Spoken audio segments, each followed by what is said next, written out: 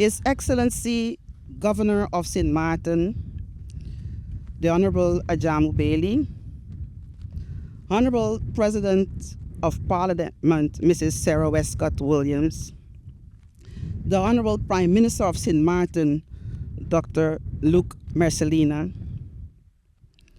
Honorable Minister of Justice from across the kingdom who are here with us today, the Honorable Minister of Justice and Security of the Netherlands, Mr. Fort van Oosten, the Honorable Minister of Justice of Aruba, Mr. Arthur Dowers, and the Acting Honorable Minister of Justice of Curaçao, Mr. Charles Coopers, our own Honorable Minister of Justice, Mrs. Natalie Tackling, Honorable Minister of Romy, Mr. Patrice Gomes, Honorable Minister of VSA, Mr. Reginald Brug, Honorable Members of Parliament, Mr. Franklin Myers, Mr. Lyndon Lewis, Mr. Demar Labega, Mrs. Samira Roosburg, and MP Kotay.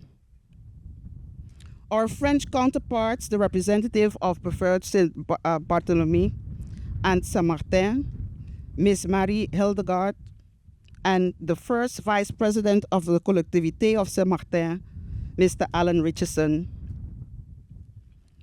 Our implementing partners, including the United Nations Resident Coordinator, Joanna Kazana, the UNOPS Regional Director, Ms. Delilah Gonzalez, UNOPS Regional Deputy Director, Mr. Giuseppe Manicelli, and UNOPS Head of Program, William,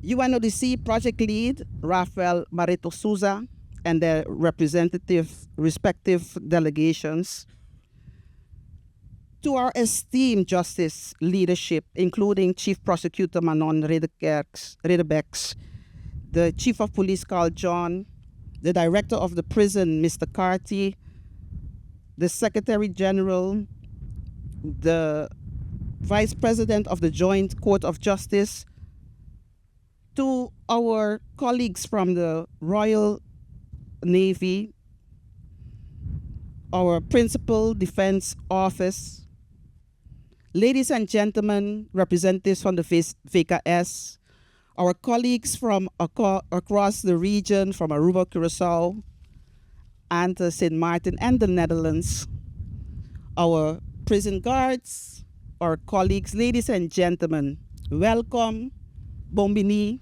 bienvenue. This is a representation of across St. Martin, our cultural heritage, but also our joint mission as peoples across this Dutch Caribbean region. Welcome. Welcome to this historic and momentous occasion. Today we gather not only to break ground, but to mark the beginning of a transformative chapter, one that reflects our shared commitment to justice, security, good governance, and sustainable development. Without further ado, I would like to welcome the Director of the prison, Mr. Stephen Carty. Today is a day many of us never thought we would see, yet one we never stopped hoping for. For years, those of us who worked within the detention system have carried the weight of difficult conditions, hard conversations, and complex realities.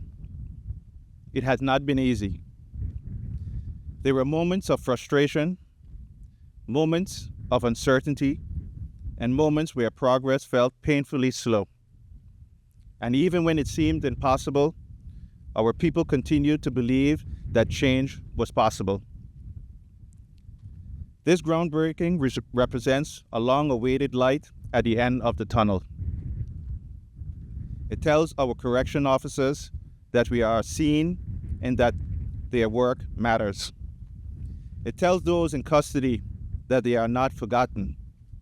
It tells the wider community that St. Martin is serious about building a justice system that is safe, humane, and worthy of the people it serves. I want to sincerely thank the Honorable Minister of Justice, Ms. Natalie Tackling, for her leadership, determination, and willingness to confront difficult realities head-on, and for picking up the mantle to move this long-awaited project forward with diligence and resolve.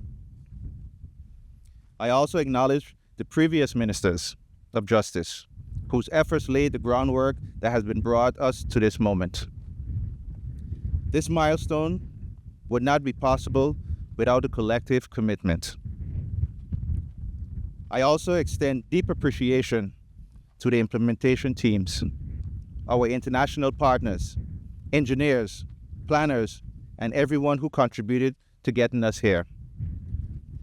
This project is a result of persistence, collaboration, and a shared belief that our system can be better than it was yesterday. Today, we are just not breaking ground on a building. We are breaking ground on hope for safer working conditions, better rehabilitation outcomes, and a detention system that reflects dignity and responsibility. I'd like to thank you all for being here with us today on this historic moment. Today marks a long-awaited turning point in the reform of St. Martin's detention system. It's the result of years of discussion, planning, technical work, but as Mr. Carty said, persistence. It also represents a key milestone within what we've coined the Detention Sector Reform Program, which is aimed at modernizing our detention system from pre-trial to post-detention. It's the result of leadership, both past and present, and also it's the result of choosing not to look away from difficult realities. Before continuing, I also wish to acknowledge the presence of my colleague ministers of justice from within the kingdom. I warmly welcome you, and your presence here today is deeply appreciated by all of us. The fact that we're able to be here together speaks to the strength of cooperation within the kingdom. It means a great deal to St. Martin that we could share this moment with you. And the challenges that we face in the justice sector are often similar, even if our problems often emerge at a later point. This project, to me, serves as a blueprint and an example of what we can achieve when we work together, when we learn from one another, and when we invest collectively in long-term solutions. We hope that this groundbreaking serves not only as progress for St. Martin, but also as a stepping stone toward continued cooperation within the kingdom and the entire Caribbean region. Besides my colleagues here today, I also want to acknowledge the ministers of justice that came before me. Each of them, in their own way, laid stones on the path that have led us here today. Reform of this scale does not belong to one term, to one government, or to one individual. It's built step by step, across years, by people willing to confront challenges and keep moving forward. So with that being said, I want to honor the groundwork and the commitment that represents. But today's groundbreaking also invites us to look back. Just over 35 years ago, actually in 1990, when this facility that we're standing right next to opened its doors, there was a group of prison guards that were at a similar crossroads. And I want to take a moment to acknowledge them because they still work here today. That is Norwin Reynes, Rickson Martina, Omaira Gario, Henrietta Duran York, and Humphrey Concicion were all here at that moment in time.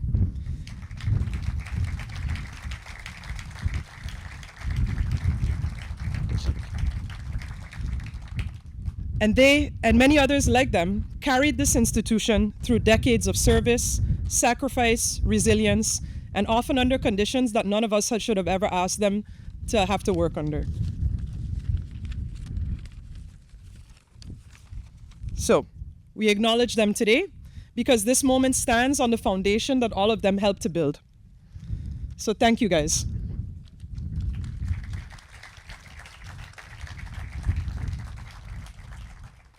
The fact that we're here again, breaking ground, speaks both to how long this journey has been and how necessary it remains. Progress in justice is generational. It's carried forward by people who continue to show up, even when the conditions are difficult, because they believe that dignity, and I think that's an important word for us to stay with today, and responsibility must remain at the center of our system. This moment is most importantly about people, for the staff who work here, for those placed in our custody, but also for the community that lives with the outcomes. This system touches far more lives than those just behind the walls behind me. I will continue to say that the way that we treat those in our custody says a great deal about who we are as a society. Justice is not measured only by punishment, but by fairness, responsibility, and our willingness to believe in second chances. A system that respects human dignity does not weaken justice, but it strengthens it. Our correctional officers deserve safe, professional environments where they can do their work with pride and confidence. Those in custody deserve humane conditions, structure, and the opportunity to rebuild their lives. The people of St. Martin deserve institutions that do not fail those that it is meant to protect. The detention sector reform program reflects all of that. The new Point Blanche prison is more than just concrete and steel. It's a statement of who we intend to be. It represents a future that is built on fair second chances, stronger institutions, and detention conditions that meet international standards. It reflects a justice system that's firm where it must be, compassionate where it should be, and focused on rehabilitation as a path to safer communities. For years, deteriorating conditions in the prison, combined with insufficient detention capacity, which we all have heard way too much about, have placed sustained pressure on our justice system. The consequences of this reality have undermined our effectiveness as a ministry, our authority, but also public confidence in our ministry. And today we take an important step toward restoring that balance by extending detention capacity in a way that strengthens the system as a whole. But at the same time, this reform is not only just about infrastructure. The soft components, training, leadership development, rehabilitation programs, education, mental health support, reintegration are all already underway. We're not just waiting for the construction to be finished, but we're already beginning to transform how justice is experienced inside of our system. Those efforts matter just as much as what we're building here today. I want to extend sincere gratitude to our partners who have stood with St. Martin throughout this process.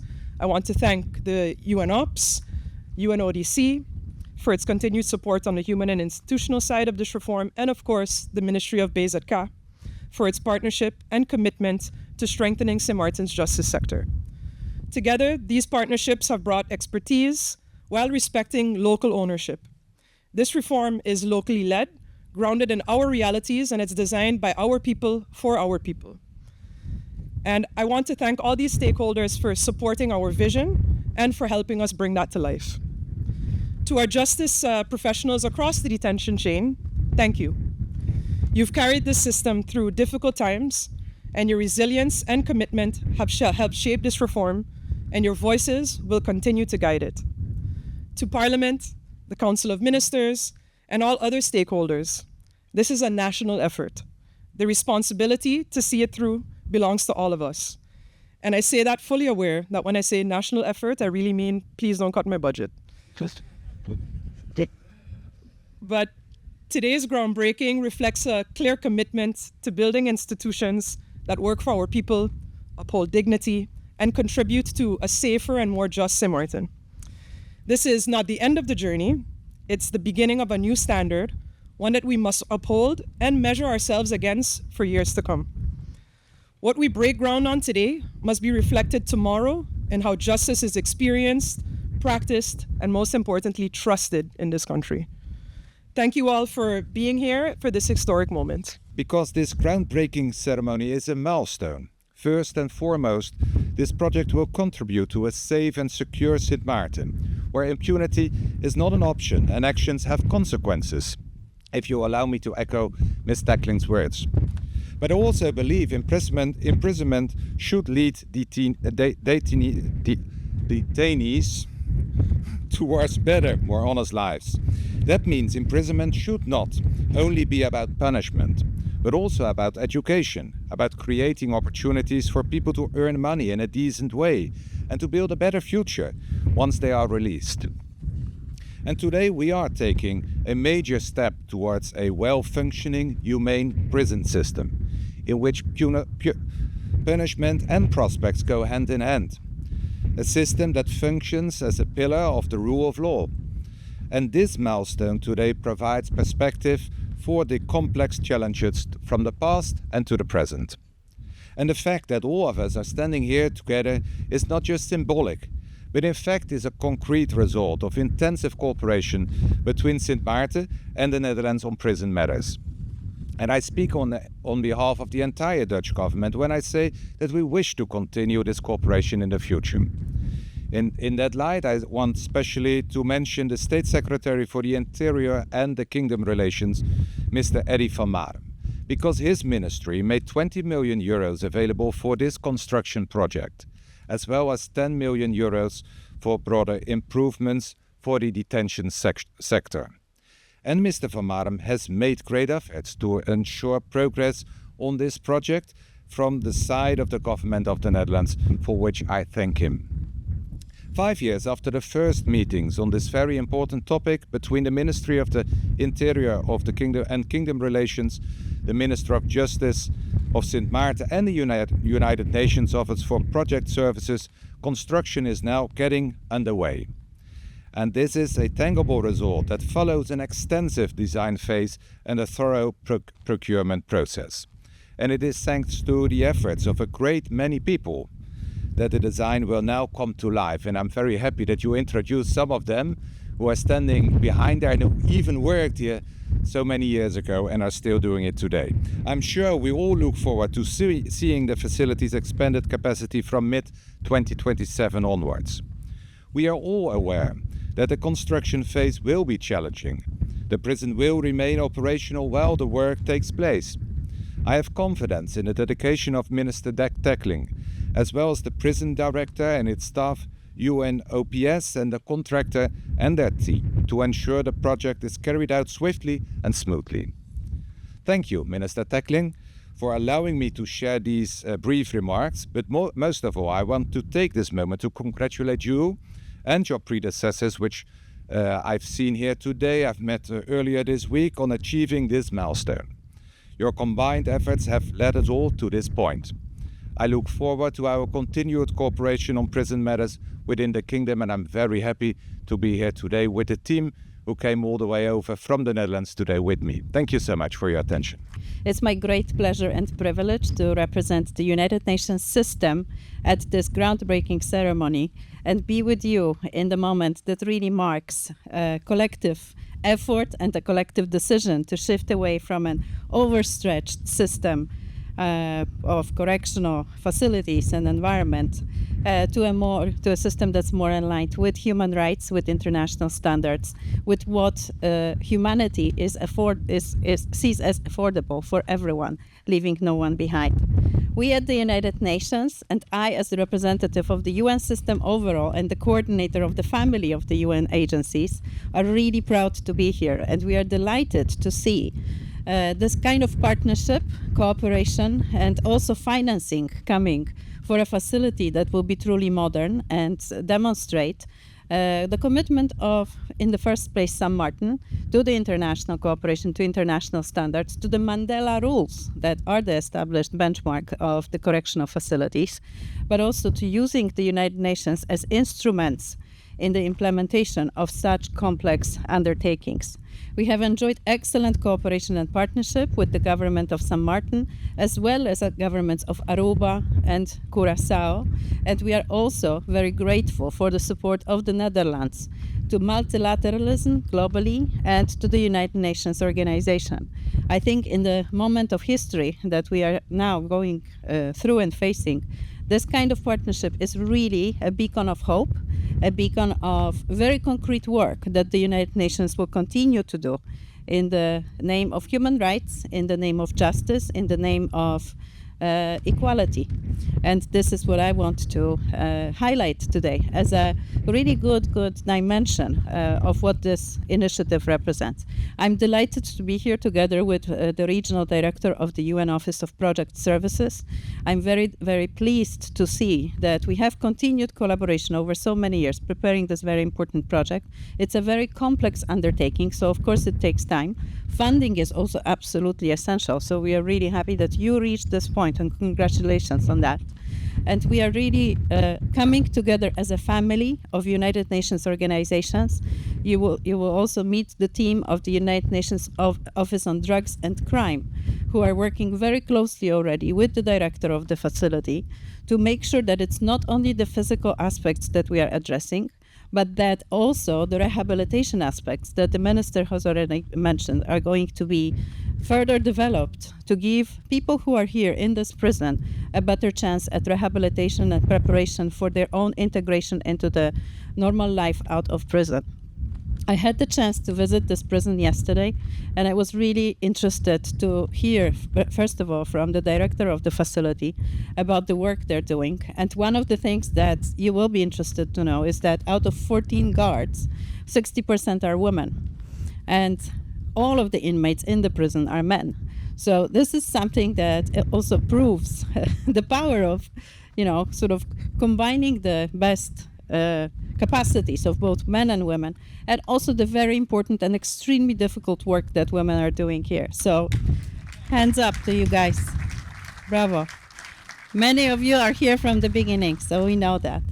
And there's another gender aspect of this construction that I want to mention. At the moment, there are no female prisoners. They have to go somewhere else. So this is also separation from the families in San Martin. This is also an issue of, that is kind of further isolation. But once this project is completed, there will be a better capacity to also provide adequate facilities to women who need to be in prison at that time. So for us, it's an important program. Another aspect that the last one that I want to highlight, the innovations that you are bringing here are many. But the one last that I want to highlight is also the environmental standards that you are going to follow and create the facility that will be truly a demonstration, first of all, of resilience, being able to withstand hurricanes and the elements that you are exposed to, but also a facility that will be environmentally responsible, and it's going to provide probably best practice to be followed by other institutions and other construction sites across the region. We are really happy to know that Aruba is considering a same path, and we will be supporting and doing our best to bring every effort of the UN system. I want to reiterate our commitment to support this program, but also the overall long-term visioning of what sustainable development is. Human rights-based sustainable development includes physical work and hardware like this. So this is the brick and mortar that you need to have a just and respectful, inclusive society. And we are delighted that this is how you are spending your effort, and your leadership is also absolutely key. So thank you very much for your hospitality. Thank you very much for hosting us and being a great partner of the United Nations. I hope that the whole orchestra of the UN agencies is going to play a harmonious symphony for you. And now we are playing the instrument of UNOPS and UNODC, but there are also other organizations that are very committed to continuing this partnership. Thanks for your hospitality, and congratulations on this groundbreaking moment. Today is a deeply meaningful day for San Martin. We have come together not only to break ground on the construction of a new prison facility, but also to mark a pivotal moment for the country's detention sector reform program, one that is firmly aligned with the Sustainable Development Goals and the vision of leaving no one behind. I would like to express my sincere gratitude and appreciation to the government of San Martin, the Ministry of Justice, the government of Netherlands for their vision and the leadership in making this important milestone possible. The start of construction represents a bold and responsible national decision, a decision to invest in stronger institutions, in security grounded in dignity, and in a future where justice is synonymous with humanity and hope. This new facility is a cornerstone of the detention sector reform program and a concrete contribution to Sustainable Development Goal 16, peace, justice, and stronger institutions. This reflects St. Martin's firm commitment to the rule of law, human rights, and well-being society as a whole. Managing this? At UNOPS, we firmly believe that a way a society treats people deprived of liberty speaks volumes about its values. That is why the new facility has been designed with a human-centered and rehabilitation-oriented approach, aligned with Nelson Mandela rules, to ensure safe, dignified, and rights-based detention conditions, including space for healthcare, basic mental health services, family visitation, education, and technical skills training. Rehabilitation and reintegration are not abstract concepts. They are real investment in second chances, in reducing recidivism, and in building safer and more resilient communities. With this in mind, the new prison build will go hand in hand with UNODC components of the DSRP. We are confident that this new facility will support a reintegration program capable of providing opportunities that inmates deserve. But our experience in the Caribbean shows that building means living with climate risk. And in line with SDG 12, climate action, the facility has been designed to withstand Category 5 hurricanes, incorporating seismic resilient criteria, materials suitable for a coastal environment, and solutions that promote natural ventilation and energy efficiency. This project also represents an opportunity for people of St. Martin. Throughout construction, it is expected to generate employment for more than 100 workers on a daily basis, engaging local labor, suppliers, subcontractors, and services. None of this would have been possible without strong partnerships. We thank Artelia JV as the engineer and in charge of the supervision, and CESAF GV as contractor for their commitment to quality, safety, and inclusion of local talents. In closing, we reaffirm our commitment to continue walking alongside St. Martin, supporting the construction of a future where justice strengthens individuals, communities, and the country as a whole. At UNOPS, we have a clear commitment to the Caribbean and to deepening our strategic partnership with local and regional governments. We will continue to work hand in hand with our partners to deliver complex, high-impact projects, leveraging UNOPS' technical expertise to strengthen institutions, enhance resilience, and advance sustainable development outcomes that respond to national priorities and long-term regional needs. Thank you so much for your trust. We are together. Building a prison to replace the current one is no small feat, no? In reflecting on what this represents today, I reminded of a quote from Gabriel Garcia Marquez, a Colombian Nobel laureate, where he says, "Humans are not born forever on the day their mothers give birth to them. Life obliges them over and over again to give birth to themselves." As ground is broken today for a new prison, this moment invites us to see it not only as a birth of a new building, but as a place of new beginnings, a space that restricts liberty, yes, but it also where people who have made harmful mistakes are given an opportunity to change, to rebuild, or as Garcia Marquez would say, to be born again. For many years, St. Martin's prison has carried a heavy burden. The facility was built over 35 years ago and has endured limited investment, reduced staffing, overcrowding, periods of unrest, and partial destruction after the Hurricane Irma hit in 2017. These concerns have reflected in safety, health, reintegration, and basic living conditions have been pointed out by oversight bodies both nationally and internationally. But action has been taken under the leadership of the Ministry of Justice, with the support of the Dutch Ministry of Interior and Kingdom Relations. Meaningful change is underway. And our sister agency, UNOPS, is doing an impressive job delivering a construction of this new facility.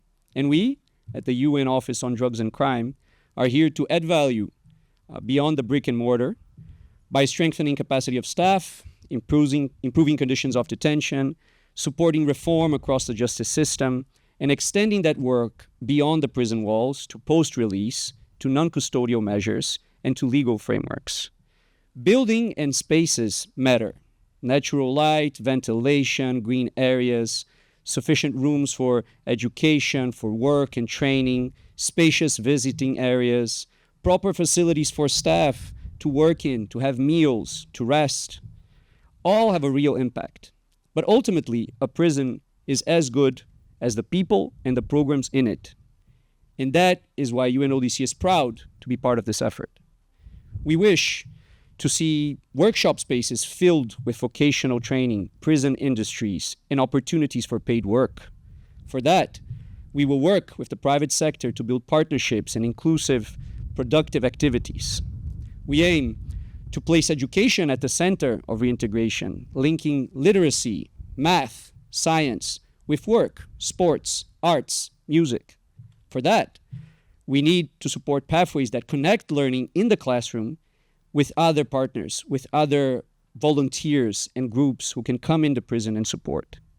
We would like to see people leave the prison better prepared for life outside, and community, employers, families, neighbors more open to second chances. For that, we will strengthen pre-release planning, promote communication to reduce stigma, and community engagement. And we wish to support a strong, motivated, and highly trained workforce. For that, we will deliver cutting-edge, locally grounded training for current and incoming staff and contribute to recruitment efforts to attract new talent. Where some may see a shovel, we see a promise of a better way to respond to crime, one that ensures that serious offenses are met with accountability, that people are given second chances, and that they leave here doing better than when they came in. And that ultimately works to a safer community. And it prevents reoffending, it prevents violence, it prevents crime. To conclude, it would be remiss for me not to recall Nelson Mandela, who after 27 years in imprisonment became a champion of prison reform, and whose name now is given to the United Nations minimum standard rules for the treatment of prisoners, the Nelson Mandela rules, which UNODC helps countries around the world to put into practice. Mandela said, "What counts in life is not the mere fact that we have lived, but the difference we have made to the lives of others." So we are honored. We are honored to join guards, prison officers, teachers, nurses, social workers, doctors, probation officers, judges, prosecutors, community partners, and the government of St. Martin in making that difference.